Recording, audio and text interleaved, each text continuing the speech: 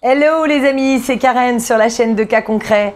Je suis très heureuse de vous retrouver aujourd'hui pour un nouveau thème, une nouvelle vidéo. Et aujourd'hui, je voulais développer avec vous le sujet comment apprendre à dire non. Parce que je vois que c'est assez problématique pour pas mal de personnes. Donc voilà, je voulais éclaircir un petit peu, du mieux que je le pourrais, mon opinion. Comme d'habitude, c'est toujours mon opinion que je vous donne. Elle n'engage que moi. Elle vous plaît, c'est bien. Elle vous plaît pas, c'est pas grave. Vous prenez ce qui vous plaît et puis vous laissez le reste. Voilà.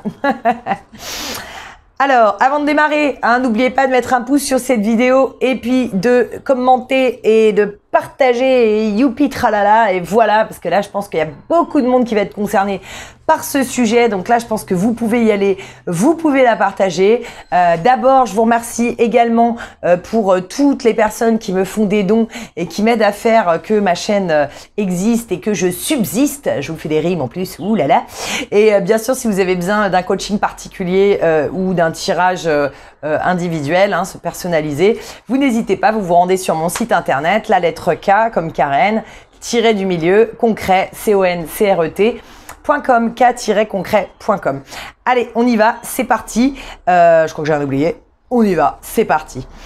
Comment apprendre à dire non? Alors, avant de répondre à cette question, moi, je voulais vous rappeler, je vous parle souvent du miroir, de l'alchimie, du Kybalion, tout ça, ce qui est en haut est en bas, voilà, tout ça, c'est dans les principes alchimiques. Et je voulais attirer votre attention que quand on ne sait pas comment dire non, en réalité, ça signifie que vous dites oui à n'importe quoi. Alors, qu'est-ce que ça veut dire ce que je raconte? Dites-vous bien que quand vous dites je sais pas dire non, ça veut dire que si là je vous dis donne-moi tout ton salaire, tous les mois, tu te tais et tu me donnes tout ton salaire, qu'est-ce que vous allez faire? Vous allez me dire non. Donc forcément, c'est que vous savez dire non. Ce qui se passe, c'est que vous allez me dire, oui, mais c'est pas dans ce genre de situation-là que je sais pas dire non. Parce que si je vous dis, donne-moi ta voiture, ou ne mange pas, arrête de manger pendant une semaine, ou arrête de boire, vous allez dire, complètement cinglé, celle-là, je vais pas lui dire oui.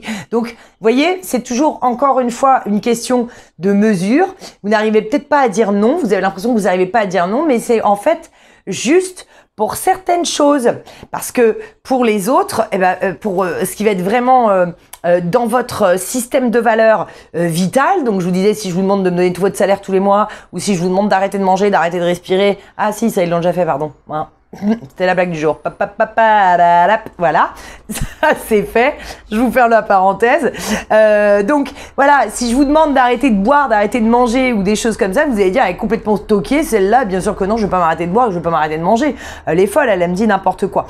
Donc voilà, n'oubliez pas que ne pas savoir dire non, c'est dire oui à n'importe quoi. Or vous ne dites pas oui à n'importe quoi puisque déjà je viens de vous citer un ou deux exemples où vous ne diriez pas oui si quelqu'un vous ordonnait de donner votre paye tous les mois ou d'arrêter de manger tout court, sinon vous allez mourir. Alors, moi je voudrais savoir, non je voudrais pas savoir, je voudrais vous rappeler, j'ai pris les notes pour pas oublier, de tout ce que je veux vous dire. Le fait de ne pas dire non, ça vient d'où? Je vous avais fait une vidéo sur je ne peux pas et je ne veux pas. Ça se rejoint un petit peu, ceux qui l'ont pas vu, allez la voir, remplacez les je ne peux pas par je ne veux pas. Parce que c'est en rapport avec votre pouvoir personnel et puis c'est en rapport aussi avec le fait qu'on a envie d'être aimé par les gens. Parce qu'on est des êtres sociables. Et donc, comme on a envie d'être aimé et d'être dans la communauté et de vivre avec notre communauté, on préfère mettre à part ce que l'on est si on est tout seul pour se ranger à la masse parce qu'on a peur d'être tout seul à penser ça et puis après d'être tout seul. Malheureusement, ça nous mène à des excès comme on est en train de vivre en ce moment. Notre période est nickel pour faire du développement personnel. Je vous dis pas comment c'est une période de fou où on va pouvoir progresser. Donc, qu'est-ce qui se passe? Je vous le disais, vous avez peur de ne pas être aimé. En fait, si vous dites non, c'est pas que vous avez peur de dire non, puisque vous me le diriez si je vous demandais de me donner votre salaire. Donc, ce qu'il y a, c'est que vous avez vraiment peur de ne pas être aimé. Vous avez peur, vous allez vous cacher, je sais déjà ce que votre mental est en train de vous dire. Vous allez dire, non, non, c'est parce que je veux pas faire du mal aux autres. Non, non, non, non, non, non, non. Ça, c'est ce que votre mental égo, il veut vous raconter pour vous faire croire que vous êtes une bonne personne et que vous êtes tellement gentil que du coup, vous n'êtes pas le genre de personne qui fait du mal aux gens. Alors, vu que vous n'êtes pas le genre de personne qui fait du mal aux gens, bah, du coup, pour leur faire plaisir, vous leur dites non. Mais moi, je sais pas, mais si votre enfant, par exemple, il a 13 ans et puis qu'il veut sortir, je vous parle d'avant le couvre-feu, puisque maintenant il peut plus et les confinements, mais si vous disiez, bah, moi, je veux sortir jusqu'à 6 heures du matin, vous lui diriez pas non? Ah bah voilà, bah il y a des fois, il y a des parents qui le font, hein. J'en ai déjà eu sous mes yeux, peut-être pas à 13 ans, mais à 14, j'ai déjà vu. Bah résultat, leur gosse, il rentrait à 6 heures du mat, bourré, fumait des joints, la totale. Enfin, le gosse, comment vous voulez qu'il ait une base, qu'il ait une structure dans sa vie, si ses parents sont même pas capables de le tenir? Et ils me répondent en plus, hein, ils me répondent des choses, ils me disent, ah non, bah de toute façon, il va faire le mur. Ah, mais je sais pas, votre autorité, vous l'avez mise où, quoi? Faudrait peut-être apprendre à en avoir un petit peu. Mais avant de mettre l'autorité sur les autres, faut la mettre sur nous. Parce que c'est nous d'abord la première personne qu'on est capable de faire réaliser des choses, de ce qui est bon, de ce qui est sain, de ce qui est pas sain. Alors vous allez dire que je vous dispute un peu. Oui, mais c'est parce que ça m'agace. Non, c'est parce que je trouve ça très grave en fait aujourd'hui. Si vous voulez, ça nous mène à des dérives de vouloir tout le temps être gentil. Je vous dis pas d'être méchant, vous le savez bien, je suis la première à vous dire d'être des personnes gentilles. C'est pas ça. Ce que je veux dire, c'est que ça nous mène vraiment à des dérives aujourd'hui qui deviennent extrêmement graves pour le développement psychologique des enfants, des adolescents aussi, parce que là je vous ai pris l'exemple d'un ado, hein, mais c'est pareil avec un enfant hein, qui fait son caprice parce qu'il veut la tablette ou qui veut le téléphone de ses parents et que son papa ou sa maman il a envie d'utiliser son téléphone et l'autre il va pas le lâcher, il va faire son caprice et puis le parent il va céder pour avoir la paix. Mais là il y a zéro autorité quoi. Et non seulement il y a zéro autorité, mais il y a zéro éducation. C'est-à-dire que le gosse, vous lui envoyez le message que dans la vie il a qu'à chialer pour avoir ce qu'il veut. Bah, j'aime mieux vous dire que la vie elle va vite le rappeler à l'ordre après hein, quand il va grandir et puis alors là la vie elle sera difficile à cause de l'éducation que ses parents auront, le manquement d'éducation que les parents auront eu à lui donner à cet enfant.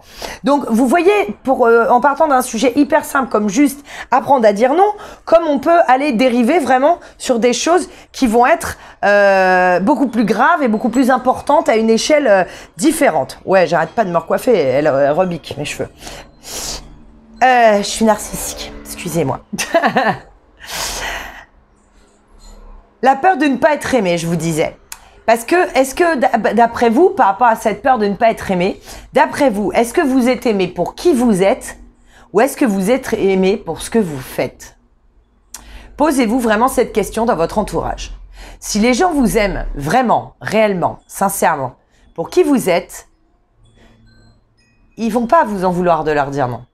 Par contre, si les gens vous apprécient par rapport au service que vous leur rendez, à ce que vous faites pour eux, bon, bah là, ils vont pas apprécier que vous leur dites non, mais en plus, moi, j'ai envie de vous dire que ça va vous rendre service parce qu'il faut dégager des gens comme ça de votre vie, hein. Parce que les gens qui font uniquement que profiter de vous, c'est pas possible. Moi, j'allais dire, je suis pas d'accord. C'est votre vie, vous faites ce que vous voulez. Mais moi, je suis pas d'accord envers le fait que vous vous traitez mal quand vous faites ça. Il faut que, du coup, que vous ayez de l'intégrité envers vous-même. Et parce que vous avez de l'intégrité envers vous-même et que vous êtes capable de dire non. Parce que qu'est-ce qui se passe quand vous dites non à quelqu'un? Mais peut-être que sur le coup, il le prend bien ou mal, peu importe, on s'en fiche. Mais en tout cas, derrière, il sait que vous êtes une personne droite. Il sait que vous êtes une personne carrée. Il sait que vous, quand c'est oui, c'est pas un oui de complaisance. Et que quand c'est non, c'est non. Et c'est pour ça que moi, je trouve qu'il est toujours beaucoup plus simple d'être vraiment franc, direct et honnête, quitte à ce que ça déplaise, quitte à mettre un petit peu de crème autour en disant « Écoute, j'ai bien conscience que ma réponse ne va pas te plaire, mais en tout cas, tu sauras que si un jour tu me demandes quelque chose et que je te dis oui, ça sera de tout mon cœur que je le ferai, parce que si là je te réponds non, je te réponds oui, mais qu'en fait je pense non, je vais pas le faire avec mon cœur. Et donc, bah, ce sera mal fait, ça te rendra pas service, ou voilà, bon, ça dépend de la chose qu'on vous demande évidemment. Donc, n'oubliez pas qu'en faisant ça, vous allez être intègre envers vous-même, mais vous allez envoyer une image d'intégrité aussi envers les autres et donc de confiance. Et on vous considérera comme une personne de confiance. Dire oui à tout, c'est de l'exploitation. Comme je vous disais, c'est comme si vous dites oui à n'importe quoi en fait. Je vous demande n'importe quoi, alors vous allez dire oui, voilà, vous avez des enfants, je vous dis donne-moi ton salaire tous les mois, vous me donnez votre salaire tous les mois, et puis du coup après, bah, vos enfants ils meurent de faim. Alors là, les enfants, vos enfants, qu'est-ce qui se passe? Ils vont dire, mais attends, maman, elle est folle, papa, il est fou. Pourquoi il donne son salaire? Il dit qu'il n'a pas de quoi nous nourrir et puis il le donne à quelqu'un. On ne sait même pas pourquoi, tous les mois. Vous vous rendez compte? Vous voyez le raisonnement jusqu'où il va? Donc dire oui à tout, c'est de l'exploitation. En revanche, ce qui est sympa, c'est de pouvoir se créer un petit cocon avec des personnes, vraiment des bonnes personnes, hein, les bonnes personnes pour vous. Hein. Ces bonnes personnes, c'est malheureusement, je suis désolée, hein, c'est pas forcément votre famille. Hein, là, notre famille, elle est là pour nous faire grandir sur beaucoup de choses, mais notre famille, elle n'est pas forcément la bonne personne à tout instant. Elle représente pas forcément ce modèle-là. Là, c'est les bonnes personnes. Moi, je vous parle de ces gens qui vous connaissent, qui connaissent vos valeurs, qui savent qui vous êtes et qui, du coup, comme elles vous aiment, ne vous demanderaient jamais de faire quelque chose qui irait à contresens de vos valeurs, à contresens de votre intégrité et tout simplement de qui vous êtes. Voilà, tout simplement. Ça, ce sont les bonnes personnes. Alors, il est bien de pouvoir vous faire un cocon où avec ces personnes-là, vous saurez que vous pouvez dire oui quand vous voulez, puisqu'en réalité, vous dites oui. Pourquoi? Parce que vous savez que ces personnes-là, vous êtes dans la confiance totale avec elles et qu'elles ne vont pas trahir votre intégrité et la confiance que vous avez mis en eux aussi, parce que tout simplement, ces personnes, elles vous respectent et elles vous connaissent suffisamment pour savoir que ce n'est pas le genre de choses qu'il faut vous demander, donc elles ne vous le demanderont même pas. Voilà, quand je dis ce genre de choses, hein, vous savez, c'est vous qui savez de quoi je parle, c'est pas moi. Donc, elles vous demanderaient jamais un oui qui serait nocif pour vous. Voilà, c'est ça qui est important à se répéter. Il faut que vous oubliez, ne pas oublier, pardon, parce que ça va être important, ce que je dis, je le canalise là-haut, on me fait bailler. Le non, c'est une barrière. Donc, si vous dites que des noms dans votre vie, vous érigez des barrières autour de vous qui vont vous emprisonner. Vous érigez vraiment pierre par pierre les murs de votre prison. Le oui, c'est une ouverture. Donc, ça peut être une ouverture comme une porte d'entrée. Vous voyez, votre maison, elle vous protège et puis il y a la porte d'entrée. Donc, si vous laissez entrer quelqu'un, ça passe par là, ça passe par le oui, ça passe par la porte d'entrée. Mais par les autres côtés, vous êtes protégé. Parce que oui, l'ouverture, c'est très bien aussi. Mais si vous vivez en pleine nature, puis qu'il y a des bêtes sauvages, elles peuvent arriver de tous les côtés. Donc là, mon Dieu, comment je fais pour me protéger? Je peux pas tout faire. C'est pour ça qu'on a créé le oui et le non et que dans la vie, il n'y a jamais tout qui est négatif ou tout qui est positif. Parce que je vous dis, le non, il peut être une barrière, mais à quoi? Il peut être une barrière au malheur, oui certes, mais au bonheur aussi, parce que vous vous coupez des deux. Et puis si vous dites que des oui, vous dites oui à quoi? Vous dites oui au bonheur, certes, mais vous laissez aussi rentrer le malheur, puisque vous dites oui à n'importe quoi. Encore une fois, si je vous réclame votre salaire et que vous me le donnez, voilà, vous n'aurez plus rien pour subsister, donc ça créera votre malheur aussi. Il faut d'abord, charité bien ordonnée commence par soi-même. Il faut d'abord s'occuper de soi, sans préjudice aux autres, mais de soi, pour pouvoir donner aux autres ensuite. Ça, c'est très important. Ce qui vous protège vous emprisonne aussi. Ne l'oubliez pas. Ce que vous laissez entrer peut être bon ou mauvais.